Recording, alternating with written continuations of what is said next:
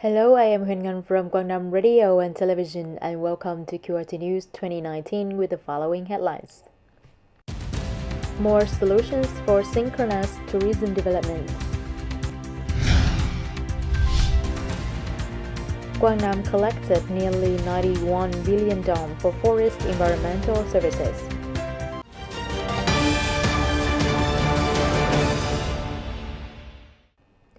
Following the direction of the Provincial Industrial Parks Labor Union, on the morning of February the 12th, the labor union of Daksan Vina Company held a ceremony to launch the emulation movement for New Year Kihoi 2019. Daksan Vina Limited is a 100% FDI company operating in Tamtan Industrial Park in 2016.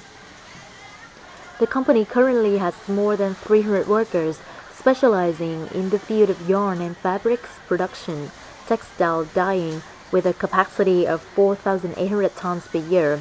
In 2019, Daksan Vina's labor union launched the emulation movement with many objectives: to continue to promote efficient and creative working, ensuring job for employees, increasing their income and life quality, to mobilize union members to be active, dynamic, creative, to apply technical innovations into production. At the same time, the movement also promotes the good implementation of the grassroots democracy regulation through organizing labor dialogues and conferences according to labor laws, organizing to negotiate and conclude on collective labor agreements with favorable terms for employees, ensuring their legitimate rights and interests, contributing to prevent labor disputes, building a harmonious, stable, and progressive labor relations. During Kihoi Tet holidays, the number of visitors to some Quang tourist sites has a big contrast, especially in the two world cultural heritages of Hoi An Ancient Town and Misan Temple Tower Complex. Building solutions to develop synchronous tourism becomes an urgent requirement. The report of the Department of Culture, Sports and Tourism revealed that in 9 days of Tet, from the 2nd to the 10th of February, the total number of tourists visiting and staying in the province reached 209,172, up 30.73% over the same period of 2018. In Hoi An, the number of tourists increased quite dramatically, especially from December the 30th to the third day of Lunar New Year, due to the city's free entrance to the old town. However, in Misan, this number decreased about 14% over the same period.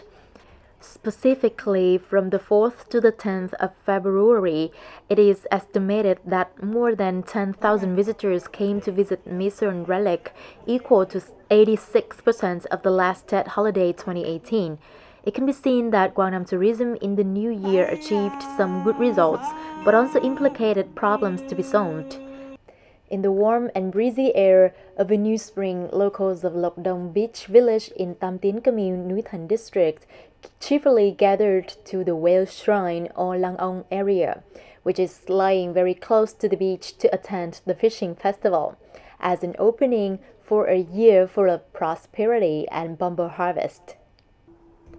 After the trumpets kicking off the festival, seniors of the sea village, solemnly dressed in traditional costume, performed worshipping rituals to Nam Hai God, the god of the southern sea. The trays are full of offerings such as chicken, sticky rice, porridge, and especially live crabs to be released back to the sea after the ritual. The Whale Shrine was built nearly 200 years ago and has been restored many times. Every year at the beginning of spring, the villagers hold a ceremony to worship and pray for the whale Nam Hai God to bless and support them with good health and plenty of fortune. This New Year ceremony also contributed to tighten the neighborhood among households of the beach village. We came here to attend the fishing ceremony with the purpose of praying for good weather so that fishermen have favorable conditions to go fishing and have a stable source of income. Lok Dong Village, Tam Tin Commune is one of the long-established sea villages. Currently, there are 370 households, mainly living by exploiting and cultivating aquatic and marine products. These households have 10 fishing boats. They are all very hard-working and can earn quite high income. The material and spiritual life of the people here has been increasingly improved. The number of wealthier households has gone up sharply, while that of the poor dropped down. Currently, the whole residential area has only 7 poor ones, accounting for 1.08%. For 5 consecutive years, Lokdong residential area has achieved the title of district-level cultural village and has been awarded many merit certificates from all levels. After the Nam Hai God worshipping ceremony is Ba Trao singing celebration, a kind of traditional folk singing of coastal fishing villages of central Vietnam. The spot is the most lively and exciting during the festival. The singing troupe that was recruited from beach villages of Thang Binh district in combination with the local teams performed smoothly this kind of national intangible culture. The preservation and promotion of traditional cultural values is one of the great guidelines and tasks that the party and the state are very interested in the current period. For Tam Tien, a coastal commune, half of the people here make a living by fishing, so developing Ba Trao traditional folk singing and organizing fishing festival are the most typical New Year activities that are maintained by all of the villages. The fishing festival in the village of Lokdong ended with a jubilant and exciting atmosphere with a boat racing competition on Yang River.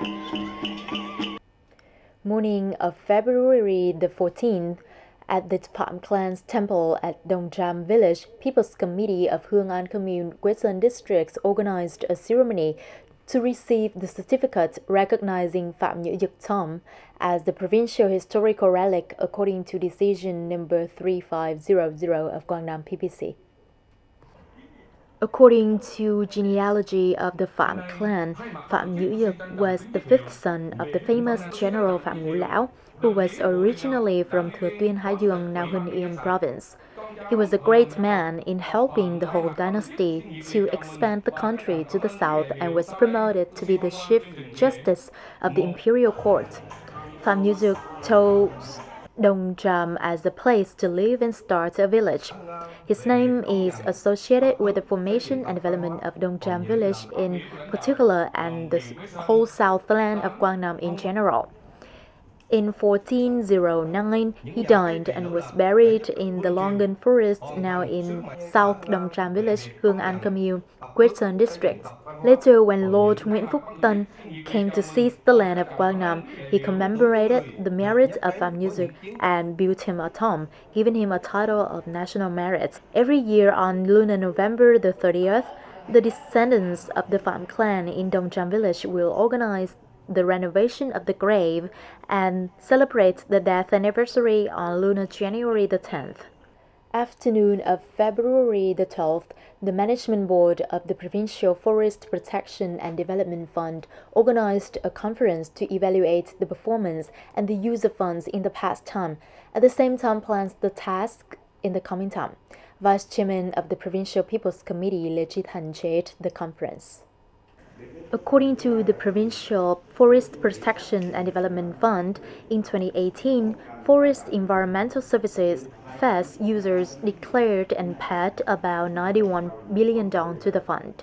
However, according to the assessments, the FES collection results of 2018 was low due to the prolonged drought in the last year.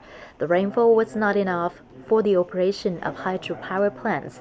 This is also partly because of the fact that Songchen 3 hydropower plant has not come into operation yet, even though it has registered to pay 4.6 billion dong in 2018. Also, in the past year, the total FES amount paid for forest allocation and protection activities of people in village communities was nearly 81 billion dong. Through 3 inspections and supervision on the use of the fund at 12 forest owners, the management use and allocation of FES money to contracted households communities to protect forest has been conducted timely and properly. There's no big errors. Today's bulletin will be wrapped up here. Please log on the website qr.vn to rewatch our program. Thank you for being with us and see you next time.